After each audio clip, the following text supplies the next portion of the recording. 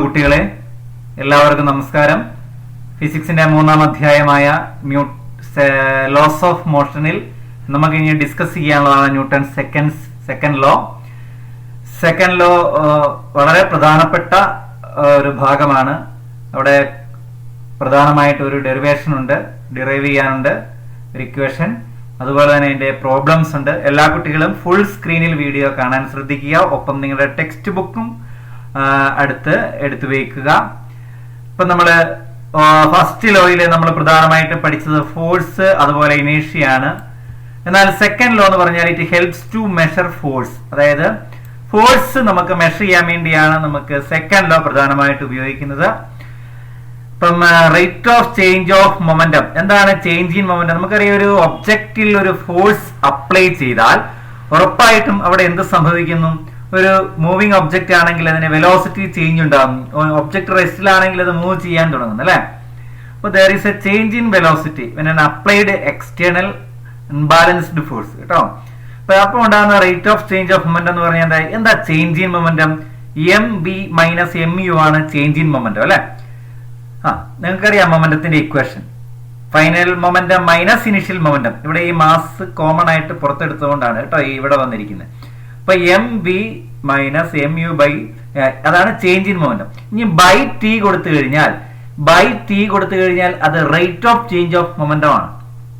എന്തിനും നമ്മൾ divide by T എന്ന് കൊടുക്കുമ്പോൾ നമ്മൾ എന്ത് പറയുന്നു? Rate of change of momentum ആയി. ഇനി ഇവിടെ അടുത്തത് ഇതാണ്, the force acting or T second is increased. അതായത് നമ്മൾ പെട്ടെന്ന് നമ്മൾ ഓർക്ക് സമയം കൂട്ടിയാൽ അങ്ങനെയല്ല, ഇവിടെ ഉദ്ദേശിച്ചിരിക്കുന്ന ഇതാണ് force acting four T second. അതായത് ടി സെക്കൻഡ് സമയത്തേക്കുള്ള ഫോഴ്സ് കുറച്ചുകൂടെ നമ്മൾ ഇൻക്രീസ് ചെയ്താൽ what change will take place in the rate of change of momentum. നേരത്തെ ചെയ്ത വീഡിയോയിൽ ഞാനിവിടെ ഡിക്രീസ് എന്നായിരുന്നു എഴുതിയത്, കാരണം ടൈം ഇൻക്രീസ് ചെയ്താൽ സ്വാഭാവികമായിട്ടും ഇവിടെ ഡിക്രീസ് ആണ്. പക്ഷെ ഇവിടെ ടൈം അല്ല ഇൻക്രീസ് ആയിട്ട് ചോദിച്ചിരിക്കുന്നത്, ഫോഴ്സ് തന്നെയാണ്. അപ്പൊ ഫോഴ്സ് ഇൻക്രീസ് ചെയ്താൽ rate of change of momentum എന്ത് ചെയ്യുന്നു? ഇൻക്രീസ് ചെയ്യുന്നു. അപ്പൊ നിങ്ങൾ പൂരിപ്പിക്കാനടുത്ത് ഇവിടെ എന്ത് എഴുതുക? ഇൻക്രീസ് എന്ന് എഴുതുക. What if the applied force reduces? Force reduce ചെയ്താൽ എന്ത് സംഭവിക്കുന്നു? ഇത് നേരെ ഓപ്പോസിറ്റ്. ഫോഴ്സ് റെഡ്യൂസ് ചെയ്താൽ rate of change of momentum decreases. അപ്പം നിങ്ങൾ ഓർത്തിരിക്കുക, ഫോഴ്സ് ഇൻക്രീസ് ചെയ്താൽ rate of change of momentum increase ചെയ്യുന്നു, ഫോഴ്സ് ഡിക്രീസ് ചെയ്താൽ rate of change of momentum decrease ചെയ്യുന്നു. അപ്പൊ ഇവിടെ ഏതാ എഴുതേണ്ടത്? ഡിക്രീസ് എന്ന് എഴുതണം കേട്ടോ, ഞാൻ ഈ വരയിട്ട ഭാഗത്ത്. ഓക്കെ, ഇനി നമ്മൾ you understood that the rate of change of momentum is directly proportional to the applied force. അതെ, തീർച്ചയായിട്ടും അതെ. ഫോഴ്സ് കൂട്ടിയാൽ rate of change of momentum കൂടുന്നു, ഫോഴ്സ് കുറച്ചാൽ rate of change of momentum കുറയുന്നു. അങ്ങനെയാണെങ്കിൽ ഇത് ഡയറക്ട്ലി പ്രൊപ്പോർഷണൽ അല്ലേ? അതെ, അങ്ങനെയാണെങ്കിൽ നമുക്ക് ആ മഹത്തായ ആ നിർവചനം, ആ ഡെഫിനിഷൻ നമുക്ക് ഇതാ ഇവിടെ കൊടുത്തിട്ടുണ്ട്. The rate of change of momentum of A body is directly proportional to the unbalanced external force acting on it. Okay, അപ്പം ഡയറക്ട്ലി പ്രൊപ്പോർഷണൽ ആണ് ഏത്? അൺബാലൻസ്ഡ് ഫോഴ്സുമായിട്ട്. എന്ത്? Rate of change of momentum. പഠിക്കുമ്പോൾ അങ്ങനെ തന്നെ മനസ്സിലാക്കി വേണം പഠിക്കാൻ. Rate of change of momentum എന്നുള്ളത് ഇതാണ്, m v. M v minus M U by t, അതായത് M into V minus U by t ആണ്. അതാണ് rate of change of momentum. It is directly proportional to force acting. ഫോഴ്സിന് directly proportional ആണ്. ചില കുട്ടികൾ ഇത് ബൈഹാർട്ട് പഠിക്കും. By heart പഠിക്കരുത്. ഇനി അങ്ങനെ ബൈഹാർട്ട് പഠിക്കാൻ പരീക്ഷയ്ക്ക് ഇങ്ങനെ കിട്ടുന്നില്ല, ഓർമ്മയിൽ വരുന്നില്ലെങ്കിൽ നിങ്ങൾക്ക് ധൈര്യമായിട്ട് ന്യൂട്ടൺ സെക്കൻഡ് ലോ ഇതങ്ങ് എഴുതി വെക്കാം കേട്ടോ, ഒരു പ്രശ്നമില്ല. ലോജിക്കലി നമുക്കിങ്ങനെ ചെയ്യാം. ഇനി നമുക്കിതാ ഈ v minus U by t, ഇത് കണ്ടോ, ഇത് ഈ v minus U by t, ഈ സംഭവം ഈ v minus U by t എന്നുള്ളത് എന്താണ്? അതാണ് നമ്മുടെ ആക്സിലറേഷൻ. അതുകൊണ്ട് നമുക്കിവിടെ എന്തെഴുതാം? F proportional to M a എന്നെഴുതാം, അല്ലെ? ഈ v minus U by t എന്താണ്? ആക്സിലറേഷൻ ആണ്. ഓക്കെ, ഇനി നമുക്ക് ഈ പ്രൊപ്പോർഷണൽ സൈൻ മാറ്റി നമുക്കൊരു കോൺസ്റ്റന്റ് കൊണ്ട് മൾട്ടിപ്ലൈ ചെയ്യാം. ഈക്വൽ സൈൻ ഇടണ്ടേ? പ്രൊപ്പോർഷണൽ സൈൻ മാറ്റി നമ്മൾ ഈക്വൽ സൈൻ ഇടുമ്പോൾ ഒരു കോൺസ്റ്റന്റ് കൊണ്ട് മൾട്ടിപ്ലൈ ചെയ്തു. അപ്പൊ യൂണിറ്റ് ഫോഴ്സ് ഈസ് ന്യൂട്ടൺ. അതായത് ഫോഴ്സ് 1 ന്യൂട്ടൺ ആണ്, ആക്സിലറേഷൻ 1 മീറ്റർ പെർ സെക്കൻഡ് ആണെങ്കിൽ ആ യൂണിറ്റ് കെ എന്ന് പറഞ്ഞു കഴിഞ്ഞാൽ എന്താണ്? അത് 1 എന്ന് വരും കേട്ടോ. ഇതിപ്പം നമ്മളൊരു ഡെറിവേഷൻ ചെയ്യുമ്പോൾ ഇത് കൂട്ടി വെക്കണമെന്നില്ല, നമുക്ക് ഇത് കണ്ടിന്യൂ ചെയ്തു പോവാം. F equal to K into M A. അപ്പൊ കെ എന്തിനു വേണ്ടി എടുത്തത്? നമ്മൾ ഈ പ്രൊപ്പോർഷണൽ സൈൻ മാറ്റി ഈക്വൽ സൈൻ ഇടുമ്പോൾ നമ്മൾ കോൺസ്റ്റന്റ് കൊണ്ട് മൾട്ടിപ്ലൈ ചെയ്യുന്നു. എന്നിട്ട് ഇവിടെ k ഈസ് ഈക്വൽ ടു 1 കൊടുത്തു. കുട്ടികൾ ഒരു കാര്യം പ്രത്യേകം ശ്രദ്ധിക്കുക, ഫിസിക്സിൽ ഇങ്ങനെ പ്രൊപ്പോർഷണൽ സൈൻ മാറ്റി കോൺസ്റ്റന്റ് കൊണ്ട് മൾട്ടിപ്ലൈ ചെയ്യുന്ന സിറ്റുവേഷൻസ് വരാറുണ്ട്. അങ്ങനെയുള്ളപ്പോൾ എല്ലാ സമയത്തും കോൺസ്റ്റന്റിന് 1 എന്നുള്ള വാല്യൂ അല്ല കൊടുക്കുന്നത് കേട്ടോ. ഇവിടെ 1 എന്നുള്ള വാല്യൂ കൊടുത്തു. മറ്റതൊക്കെ കൃത്യമായിട്ട് ഓരോന്നിനും പ്രത്യേക കോൺസ്റ്റന്റിന് വിലയുണ്ട്. ഗ്രാവിറ്റേഷണൽ കോൺസ്റ്റന്റ് നിങ്ങൾ പഠിക്കാൻ പോകുന്നുണ്ട്. അതുപോലെ തന്നെ ഇലക്ട്രോസ്റ്റാറ്റിക് കോൺസ്റ്റന്റ്, അങ്ങനെ പല കോൺസ്റ്റന്റിനും കൃത്യമായിട്ടുള്ള വാല്യൂ ഉണ്ട്. ഇവിടെ നമ്മൾ കെക്ക് 1 എന്ന് കൊടുത്തു. ഓക്കെ, ഇനിയും F is equal to 1 into M A അല്ലെ. അപ്പൊ ഈ കെക്ക് 1 കൊടുത്തു, 1 ഇൻറ്റു എം എ. അപ്പം നമുക്ക് ഇതാണ് വളരെ പ്രധാനപ്പെട്ട ഇക്വേഷൻ ആണ്, F is equal to M A. ചില പരീക്ഷകൾക്ക് ഡിറൈവ് ന്യൂട്ടൺ സെക്കൻഡ് ലോ എന്ന് ചോദിച്ചു കഴിഞ്ഞാൽ നിങ്ങൾ എവിടം തൊട്ട് എവിടം വരെ എഴുതേണ്ടതെന്ന് ഇപ്പോൾ ഞാൻ പറഞ്ഞു തരാം. ഇതാ ഇവിടെ തൊട്ട് ആദ്യം എഴുതുക according two newton second law. ഇത് എഴുതുക എഫ് പ്രൊപ്പോർഷണൽ ടു ഉണ്ടോ. എന്നിട്ട് ഇതാ ഇത്രയും ഭാഗം എഴുതി കഴിഞ്ഞു കഴിഞ്ഞാൽ നമ്മുടെ ഡിറൈവ് ന്യൂട്ടൺ സെക്കൻഡ് ലോ ആയി കേട്ടോ. അല്ലെങ്കിൽ derive F is equal to M എന്ന് ചോദിച്ചു കഴിഞ്ഞാലും ഇത് തന്നെ എഴുതുക കേട്ടോ. ഓക്കെ, വളരെ പ്രധാനപ്പെട്ടതാണ്, മറന്നു പോകരുത്. This is the equation two calculate force. ഇതാണ് ഫോഴ്സ് കാൽക്കുലേറ്റ് ചെയ്യാൻ വേണ്ടിയുള്ള ഇക്വേഷൻ. ഇനി നമ്മൾ അടുത്തത് കുറച്ച് പ്രോബ്ലംസ് ആണ്, ടെക്സ്റ്റ് ബുക്കിൽ സോൾവ് ചെയ്തിട്ടിരിക്കുന്ന പ്രോബ്ലം ആണ്. നമുക്ക് പെട്ടെന്നൊന്ന് ഡിസ്കസ് ചെയ്യാം. A car moving with a speed of 108 km/h comes to rest after 4 seconds on applying brake. With the mass of the car including the passenger 1000 kg, what will be the force applied when the brake is applied? Okay, ഇവിടെ വളരെ എളുപ്പമുള്ള ഒരു ചോദ്യമാണ്. 4 second കൊണ്ട് 108 km/h വന്ന car 4 second കൊണ്ട് break apply ചെയ്തപ്പോൾ സ്റ്റോപ്പായി. അപ്പൊ അപ്ലൈ ചെയ്ത ബ്രേക്ക് ആ ഫോഴ്സ് എത്രയായിരിക്കുന്നു? അപ്ലൈഡ് ഫോഴ്സ് അല്ലെ. ഇപ്പം ബ്രേക്ക് അപ്ലൈ ചെയ്ത് നമുക്ക് കൊടുത്ത ഫോഴ്സ് എത്രയാണ്? ഫോഴ്സിന്റെ ഇക്വേഷൻ ഏതാണ്? ഇതാണ് ഫോഴ്സിന്റെ equation, F is equal to M A അല്ലെ. ഓക്കെ, അതായത് M into V minus U by T, ഇതാണ് ഇക്വേഷൻ. ഇനി നമുക്ക് തന്നിരിക്കുന്ന കാര്യങ്ങളൊക്കെ ഒന്ന് എടുത്തെഴുതാം അല്ലെ. ഇനിഷ്യൽ വെലോസിറ്റി എത്രയാണ്? 108 km/h ആണ്. പ്രത്യേകം ശ്രദ്ധിക്കുക, km/h, it is not a SI unit. Okay, what is a SI unit of velocity? It is meter per second. So we have to convert km/h into meter per second. കണ്ടോ, കിലോമീറ്ററിനെ metre ആക്കാൻ 1000 കൊണ്ട് ഗുണിച്ചു, മണിക്കൂറിനെ second ആക്കാൻ 60 × 60 കൊണ്ട് ഗുണിച്ചു അല്ലെ. എപ്പോഴും ഇങ്ങനെ ചെയ്യണമെന്നില്ല. ഇതിനെ സോൾവ് ചെയ്താൽ നിങ്ങൾക്ക് എന്ത് കിട്ടും? 5/18 കിട്ടും. അതുകൊണ്ട് ഓർത്തിരിക്കുക, ഇനി മുതൽ km/h മീറ്റർ പെർ സെക്കൻഡ് ആക്കാൻ തന്നിരിക്കുന്ന km/h വാല്യൂവിനെ 5/18 കൊണ്ട് മൾട്ടിപ്ലൈ ചെയ്താൽ നിങ്ങൾക്ക് മീറ്റർ പെർ സെക്കൻഡിലോട്ടാക്കാം. ഈ നമ്പർ ഇതൊന്ന് ഓർത്തിരിക്കുക, 5/18. km/h മീറ്റർ പെർ സെക്കൻഡ് ആക്കാൻ 5/18 കൊണ്ട് മൾട്ടിപ്ലൈ. അങ്ങനെ നമുക്ക് ഇനിഷ്യൽ വെലോസിറ്റി എത്ര കിട്ടി? 30 m/s കിട്ടി അല്ലെ. ഇനി final velocity comes to rest എന്നാണ് പറയുന്നത് അല്ലെ. After 4 second come to rest എന്നാണ്. റെസ്റ്റ് ആകുമ്പോഴത്തേക്ക് ഫൈനൽ വെലോസിറ്റി എന്താണ്? 0. Mass 1000 kg, time 4 second. അങ്ങനെ നമ്മൾ ഇതിനെല്ലാം സബ്സ്റ്റിറ്റ്യൂട്ട് ചെയ്യുക. വിക്ക് എന്ത് കൊടുക്കണം? 0 കൊടുക്കണം. മാസിന് 1000 കണ്ടോ, മാസിന് എന്ത് കൊടുത്തു? 1000 കൊടുത്തു. ഇനിഷ്യൽ വെലോസിറ്റി ഇതാ 30 കൊടുത്തു. ഈ മൈനസ് സൈൻ അതേപോലെ ഇവിടെ നിലനിർത്തി 30 കൊടുത്തു. ടൈം 4 സെക്കൻഡ് കൊടുത്തു. നമുക്ക് എത്ര കിട്ടി? -7500. ഇത് നിങ്ങൾക്കറിയാം, അങ്ങോട്ട് പോകുമ്പോൾ തിരിച്ച് ഓപ്പോസിംഗ് ഫോഴ്സ് ആണ് അല്ലെ. ബ്രേക്ക് എന്ന് പറഞ്ഞു കഴിഞ്ഞാൽ ഇവിടെ ശരിക്കും പറഞ്ഞാൽ റിട്ടാർഡേഷൻ ആണ് വരുന്നത്. ആക്സിലറേഷൻ നേരെ റിട്ടാർഡേഷൻ ആവും. അപ്പോൾ ഫോഴ്സ് എന്താ? നെഗറ്റീവ് ആണ്. അപ്പം -7500. Negative sign indicate the applied force is opposite the direction of motion. അത്രേ ഉള്ളൂ. നെഗറ്റീവ് ഓപ്പോസിറ്റ് ഡയറക്ഷനിലുള്ള ഫോഴ്സ് ആണെങ്കിൽ അത് നെഗറ്റീവ് ആണ്. The next question, velocity of an object of mass 5 kg increases from 3 m/s to 7 m/s on applying a force continuously for 2 seconds. Find out the force applied if the duration of which the force act is extended to 5 seconds.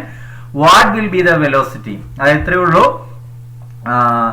5 kg mass ഉള്ള ഒരു ഒബ്ജക്റ്റില് നമ്മളൊരു force apply ചെയ്ത് എത്ര second? 2 second force apply ചെയ്തപ്പം അതിന്റെ velocity 3 m/s നിന്ന് 7 m/s ആയി.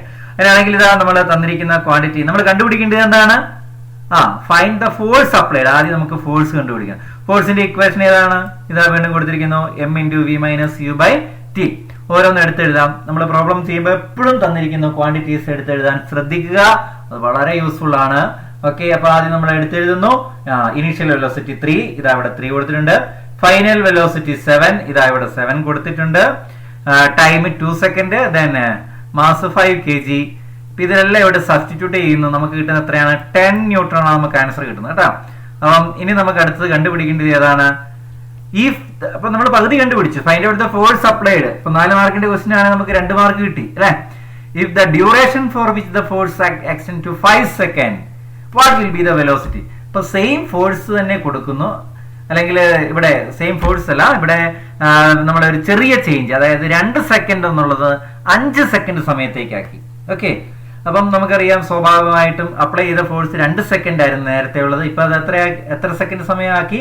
5 second ആക്കി. അങ്ങനെയാണെങ്കിൽ വെലോസിറ്റി. ഓക്കെ, ഇപ്പൊ വെലോസിറ്റിയുടെ ഇക്വേഷൻ നമ്മൾ v = u + at. രണ്ടാമത്തെ ചാപ്റ്ററിൽ നമ്മൾ ഇക്വേഷൻ ഓഫ് മോഷൻ പഠിച്ചിട്ടുണ്ട്. v = u + at അല്ലെ. ഇനിഷ്യൽ വെലോസിറ്റി എത്രയാണ്? അത് മാറുന്നില്ല. 3 സെക്കൻഡിനാണ് നമ്മൾ തുടങ്ങുന്നത് അല്ലെ. അപ്പൊ അത് മാറുകയില്ല. മാറുന്ന ഏതാ? ഈ 7 സെക്കൻഡ് എന്നുള്ളതാ മാറുന്നത്. കാരണം ഏതാ? 2 സെക്കൻഡ് സമയത്തേക്ക് കൊടുത്തിട്ടുണ്ടായിരുന്നുള്ളൂ, അതുകൊണ്ടാണ് അത് 7 സെക്കൻഡ് ആയത്. അതേസമയം ഇവിടെ 5 സെക്കൻഡ് ആക്കുമ്പോൾ എത്ര മാറ്റം വരും നോക്കണ്ടേ. അപ്പൊ v = u + at. അപ്പൊ u 3 കൊടുത്തു. ഇനിയും ടൈം ഇതാ, ഇത് കണ്ടോ ടൈം. ഈ ടൈം ഇതാ കറക്റ്റ് ഇവിടെ എത്ര കൊടുത്തു? 5 കൊടുത്തു. ഇനി ആക്സിലറേഷൻ എങ്ങനെയാണ് കണ്ടുപിടിക്കേണ്ടത്? ആക്സിലറേഷൻ കണ്ടുപിടിക്കാൻ ഇതാ നമുക്ക് വേണമെങ്കിൽ ഈ ഇക്വേഷൻ ഉണ്ടല്ലോ, ഈ ഇക്വേഷൻ വെച്ചിട്ട് വേണമെങ്കിൽ ആക്സിലറേഷൻ കണ്ടുപിടിക്കാം. a = v - u / t അല്ലെ. അപ്പൊ എത്രയാ വരുന്നത്? v എത്രയാ വരുന്നത്? v എത്രയാ? 7 - 3 / 2 അല്ലെ. 7 ന്ന് 3 പോയാൽ 4, 4/2 എന്ന് പറഞ്ഞാൽ എത്രയാണ്? 2 കേട്ടോ. അപ്പൊ 2 ആണ് ആക്സിലറേഷൻ. ഇതാ ഇവിടെ അത് തന്നെ കൊടുത്തിരിക്കുന്നത്. ന്യൂട്ടൺ സെക്കൻഡ് ലോ ഉപയോഗിച്ച് നമുക്ക് ആക്സിലറേഷൻ കണ്ടുപിടിക്കാം. ഫോഴ്സും മാസും പറഞ്ഞാൽ മതി അല്ലെ.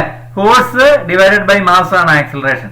ഇതുണ്ടോ, ഫോഴ്സ് 10 ന്യൂട്ടൺ എന്ന് കിട്ടി, മാസ് 5 എന്ന് കിട്ടി. 5 എന്ന് ഇവിടെ തന്നിട്ടുണ്ട്. അങ്ങനെയും കണ്ടുപിടിക്കാം, ഇങ്ങനെയും കണ്ടുപിടിക്കാം കേട്ടോ. അപ്പൊ ഇവിടെ 7 - 3/2 എന്ന് പറഞ്ഞാൽ അത് എത്രയാണ്? 2 ആണ് കേട്ടോ.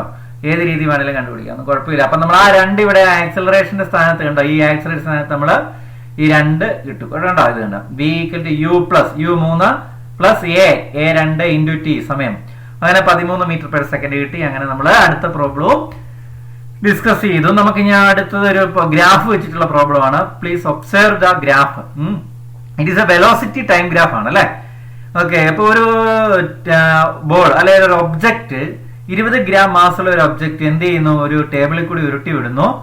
How long? Okay, moving along the surface of A long table. Okay, what is A frictional force? കുറെ കഴിയുമ്പോൾ ഇത് ഉരുണ്ട് പോയി നിൽക്കുന്നു. നിൽക്കുന്നതിന് കാരണം നിങ്ങൾക്കറിയാം. എന്തായിരിക്കും? ഫ്രിക്ഷണൽ ഫോഴ്സ് ആണ് കാരണം. അങ്ങനെയാണ് ഫ്രിക്ഷണൽ ഫോഴ്സ് ആ ചോദിച്ചിരിക്കുന്നത്. എന്താണ് ഫോഴ്സിന്റെ ഇക്വേഷൻ? ഇതാ മൂന്നാമത്തെ പ്രോബ്ലത്തിലും നമ്മൾ ഫോഴ്സിന്റെ ഇക്വേഷൻ അത്രമേൽ പ്രധാനപ്പെട്ടതാണ് കേട്ടോ. ഇത് മറന്നുപോകരുത്. m × v - u/t. അപ്പൊ ആദ്യം മാസ് നമുക്ക് കണ്ടുപിടിക്കണ്ടേ. മാസ് m എന്താണ് നോക്കിയേ? 20 ഗ്രാം ആണ്. അത് SI യൂണിറ്റ് ആണോ? അല്ല. അപ്പൊ ഗ്രാമിനെ നമുക്ക് കിലോഗ്രാം ആക്കാൻ എന്ത് ചെയ്യണം? ഗ്രാമിനെ കിലോഗ്രാം ആക്കാൻ 1000 കൊണ്ട് ഡിവൈഡ് ചെയ്യണം കേട്ടോ. ഇതാ 1000 കൊണ്ട് ഡിവൈഡ് ചെയ്തു. നേരെ തിരിച്ച് കിലോഗ്രാമിനെ ഗ്രാം ആക്കണം എന്നുണ്ടെങ്കിലോ 1000 കൊണ്ട് മൾട്ടിപ്ലൈ ചെയ്യണം. ഇപ്പൊ ഇവിടെ SI യൂണിറ്റ് ആണ് ആക്കേണ്ടത്, അതുകൊണ്ട് നമ്മൾ ഡിവൈഡ് ചെയ്യുന്നു. അപ്പൊ 20 / 1000 അത് അങ്ങനെ തന്നെ കിടക്കട്ടെ കേട്ടോ. ഗ്രാമിനെ കിലോഗ്രാമിനൊക്കെ വെച്ചു. ഇനി നമ്മൾ ഗ്രാഫിൽ നിന്നാണ് ഇനീഷ്യൽ വെലോസിറ്റിയും ഫൈനൽ വെലോസിറ്റിയും കണ്ടുപിടിക്കേണ്ടത്. y ആക്സിസ് വെലോസിറ്റി അല്ലെ. അപ്പൊ നോക്കി, x ആക്സിൽ ടൈം ആണ്. ചില കുട്ടികൾ ഇതാ ഇനീഷ്യൽ വെലോസിറ്റി 20, ഫൈനൽ വെലോസിറ്റി 10 അങ്ങനെ എഴുതി വെക്കാറുണ്ട്. ഞാൻ പലപ്പോഴും ശ്രദ്ധിക്കാറുണ്ട്. വളരെ അപൂർവം കുട്ടികൾ ഇത് ചെയ്യാറുണ്ട്. നിങ്ങളുടെ കൺഫ്യൂഷൻ എല്ലാം മാറട്ടെ. ഇവിടെ ശ്രദ്ധിക്കുക, y ആക്സിസിൽ മാത്രമേ വെലോസിറ്റിയുടെ വാല്യൂ വരുവുള്ളൂ. അപ്പൊ നോക്കിയേ, സ്റ്റാർട്ടിങ് ഇത് ഈ ഇവിടെ ടൈം 1 2 3 4.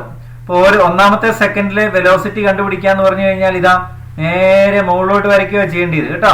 അപ്പൊ ഇവിടെ സ്റ്റാർട്ടിംഗ് എന്ന് പറഞ്ഞു കഴിയുമ്പോൾ ഇനിഷ്യൽ വെലോസിറ്റി എത്രയാണ്? 20 ആണ് വരുന്നത് കണ്ടോ, u20. ഇനിയും 10ാമത്തെ സെക്കൻഡിൽ ഇത് നിന്നു. ഫൈനൽ വെലോസിറ്റി ഇത് 10 നമുക്ക് മുകളിലോട്ട് വരയ്ക്കാനുണ്ടോ? ഇല്ല. അപ്പൊ ഇതാ നേരെ ഇങ്ങോട്ട് നോക്കിക്കഴിഞ്ഞാൽ എന്താ? 0 ആണ്. അപ്പൊ ഇതാ ഈ ഗ്രാഫ് വന്ന് ഇത് എക്സ് ആക്സിൽ മുട്ടി എന്ന് പറഞ്ഞു കഴിഞ്ഞാൽ ആ ഒബ്ജക്റ്റ് അവിടെ സ്റ്റോപ്പായി എന്നാണ് അർത്ഥം. പിന്നെ അതിന് വെലോസിറ്റി ഇല്ല, പിന്നെ അത് 0 ആണ്. മനസ്സിലായോ? അപ്പം ഇത് നിന്നു. അപ്പൊ ഫൈനൽ വെലോസിറ്റി 0 ആണ് കണ്ടോ. Initial velocity 20, final velocity 0. ഇനി അങ്ങനെ പരീക്ഷയ്ക്ക് ഇങ്ങനെ ഒരു ഗ്രാഫ് വന്നിട്ട് ചോദിക്കുകയാണ്, 4ാമത്തെ സെക്കൻഡിലെ വെലോസിറ്റി കണ്ടുപിടിക്കുക. നിങ്ങൾ 4 എക്സ് ആക്സിൽ നേരെ മുകളിലേക്ക് ഒരു സ്കെയിൽ എടുത്ത് ഇങ്ങനെ വരയ്ക്കുക. ഓക്കെ, അതിനുശേഷം എന്ത് ചെയ്യണം? അത് y ആക്സിസിലോട്ട് നേരെ മുട്ടിക്കുക. ഇത് ചെരിഞ്ഞു പോയി അല്ലേ? അങ്ങനെ നിങ്ങൾ വരയ്ക്കുമ്പോൾ ശരിക്കും വരച്ചാൽ മതി. നേരെ മുട്ടിച്ചു കഴിഞ്ഞാൽ എവിടെ എത്തും നോക്കുക. ഉണ്ടോ? അപ്പൊ ആ വാല്യൂ ആയിരിക്കും ഏത്? Velocity, 4 സെക്കൻഡിലെ velocity. ഓക്കെ, അതങ്ങനെ ചോദിച്ചു കഴിഞ്ഞാൽ മാത്രം ഇവിടെ നമുക്ക് അങ്ങനെ ഫൈനൽ വെലോസിറ്റി, ഇനീഷ്യൽ വെലോസിറ്റി ഇതെല്ലാം സബ്സ്റ്റിറ്റ്യൂട്ട് ചെയ്ത് കണ്ടോ? വിക്ക് 0, u 20 മൈനസ് ഇതേപടി വന്നേക്കുന്നതാണ്. ടൈം 10 സെക്കൻഡ് ഇവിടെ കൊടുത്തിട്ടുണ്ട്. ടൈം 10 സെക്കൻഡിലാണ്. ഇവിടെ ക്വസ്റ്റ്യനിൽ തന്നിട്ടില്ല, ഗ്രാഫിൽ കേട്ടോ. 10ാമത്തെ സെക്കൻഡിലല്ലേ അല്ലേ 0 ആയത്. അപ്പൊ അതുകൊണ്ട് ടൈം 10 സെക്കൻഡ് കൊടുത്തു. ഓക്കെ, അങ്ങനെ നമ്മൾ മാസിന് അതേപടിയും കൊടുക്കുവായത് കേട്ടോ. 20/1000 എന്ന് അതേപടി കൊടുക്കുവായത് കേട്ടോ. ഉണ്ടോ? കൊടുത്തേക്കുന്നുണ്ട് 20/1000 എന്ന് അതേപടിയും കൊടുത്തു. ഓക്കെ, അപ്പൊ നമ്മളിത് സോൾവ് ചെയ്യുമ്പോൾ എത്ര കിട്ടി? -0.04 ന്യൂട്ടൺ. ഇതും നെഗറ്റീവ് ആണ്, കാരണം ഫ്രിക്ഷണൽ ഫോഴ്സ് ഒപ്പോസിംഗ് ഫോഴ്സ് ആണ്. അതുകൊണ്ട് അവിടെ നമുക്ക് നെഗറ്റീവ് കിട്ടി. ക്ലിയർ ആയില്ലേ? ഓക്കെ, ഇനി അടുത്ത നോക്കാം. വേറൊരു ക്വസ്റ്റ്യൻ നമുക്ക് സോൾവ് ചെയ്യാന്നുണ്ട്. ഇതായി question. M1 and M2 are the masses of two bodies. When force of 5 Newton is applied on each body, M1 gets an acceleration of 10 meters per second, M2 20 meters per second. The two bodies are tied together and same force were applied. Find the acceleration. നമുക്കിവിടെ acceleration ആണ് കണ്ടുപിടിക്കേണ്ടത്. പക്ഷെ രണ്ട് ബോഡിയും കൂടെ ഒന്നിച്ചാക്കണം അല്ലെ? അപ്പൊ ഒന്നിച്ചാക്കണം എന്ന് പറഞ്ഞു കഴിഞ്ഞാൽ അതിന്റെ മാസ് കണ്ടുപിടിക്കാനുണ്ട്. അപ്പൊ ആ മാസ് കണ്ടുപിടിക്കാൻ നമുക്ക് സെപ്പറേറ്റ് മാസ് കണ്ടുപിടിക്കണം. സെപ്പറേറ്റ് മാസ് കണ്ടുപിടിക്കാൻ എന്ത് ചെയ്യണം? M1 = F/A1. ഏത് ഇക്വേഷൻ ആയിരിക്കും? ന്യൂട്ടൺ സെക്കൻഡ് ലോ അടിസ്ഥാനത്തിൽ നമുക്ക് F = ma ആണല്ലോ. F = ma. F = ചില സമയം എടുത്താൽ നിങ്ങൾക്കൊന്ന് ma അല്ലെ? F = ma. അങ്ങനെയാണെങ്കിൽ m എന്ന് പറഞ്ഞാൽ എന്തായിരിക്കും? m = എന്ത് വരും? m = F divided by a അല്ലെ? F ഡിവൈഡഡ് ബൈ a വരും. ഇത് കണ്ടോ? ഈ m ഇവിടെ വരും, ഈ a നേരെ താഴോട്ട് വരും അല്ലെ? ഈ a നേരെ താഴോട്ട് വരും. അങ്ങനെയാണ് F/A എന്നിട്ട്. അങ്ങനെയാണെങ്കിൽ നമുക്ക് M1 കാണുമ്പോൾ എന്ത് എഴുതാം? F/A1 ഇടും. എങ്ങനെ F1 ഇടാഞ്ഞ്? കോമൺ ആണ്. 5 ന്യൂട്ടൺ എന്ന് പറയുമ്പോൾ അത് കോമൺ ആണ്, ഒറ്റ ഫോഴ്സേ ഉള്ളൂ. അല്ലാണ്ട് M1 ഒരു ഫോഴ്സ്, M2 വേറൊരു ഫോഴ്സ്, അങ്ങനെയല്ല, ഒറ്റ ഫോഴ്സേ ഉള്ളൂ ഇവിടെ. അതുകൊണ്ടാണ് നമ്മൾ ഇവിടെ ക്യാപിറ്റൽ F ഇട്ടത്. അപ്പൊ 5/10 0.5. അതുപോലെ M2 F divide by A2 5/20. Clear അല്ലേ? 20 ആണല്ലോ M2 വന്നേക്കുന്നത്. എന്തിനു വേണ്ടിയാണ് നമ്മൾ M1 M2 കണ്ടുപിടിക്കുന്നത്? രണ്ടും കൂടെ ഒന്നിച്ച് കൂട്ടി കെട്ടിയപ്പോഴുള്ള ആക്സലറേഷൻ ചോദിച്ചിരിക്കുന്നത്. അപ്പൊ നമുക്ക് രണ്ടിന്റെ മാസ് കാണണ്ടേ? അങ്ങനെയാണ് ഇത് കണ്ടുപിടിക്കുന്നത്. ഇനി നമുക്ക് രണ്ടും കൂടെ ഉള്ള ആക്സലറേഷൻ കണ്ടുപിടിക്കാം. അതേ ഫോഴ്സ് ആണ് കേട്ടോ, സെയിം ഫോഴ്സ് ആണ്. അതുകൊണ്ട് വീണ്ടും ഇവിടെ ഇതാ 5 കൊടുത്തു കേട്ടോ. സെയിം ഫോഴ്സ് ആയതുകൊണ്ട് നമ്മൾ വീണ്ടും ഇവിടെ എന്ത് കൊടുത്തു? 5 കൊടുത്തു. Okay, then A = F divided by M1 + A2. അത് F = ma ആണെങ്കിൽ A എന്ന് പറഞ്ഞാൽ നേരത്തെ ഇവിടെ M കണ്ടുപിടിക്കാൻ നേരത്തെ A അല്ലേ താഴെ പോയെ. ഇവിടെ ഇനി A കണ്ടുപിടിക്കാൻ നേരത്തെ എന്ത് താഴെ പോകണം? M താഴെ പോകണം അല്ലെ? അങ്ങനെയാണ് നമ്മൾ ഈ M വന്നത്. അത് ടോട്ടൽ മാസ് എന്ന് പറഞ്ഞാൽ M1 + M2 ആണ്. അപ്പം 5 ഡിവൈഡ് ബൈ 0.75, അപ്പൊ 6.66 എന്ന് വരും. ഇതാണ് നമ്മുടെ ആൻസർ കേട്ടോ. ഓക്കെ, അപ്പൊ ഇത് നിങ്ങൾക്ക് ഈ പ്രോബ്ലം ഡിസ്കസ് ചെയ്ത് മനസ്സിലായെന്ന് വിചാരിക്കുന്നു. നമുക്ക് അടുത്ത ക്ലാസ് ഇമ്പൾസ് ആണ്. എല്ലാ കുട്ടികൾക്കും താങ്ക് യു.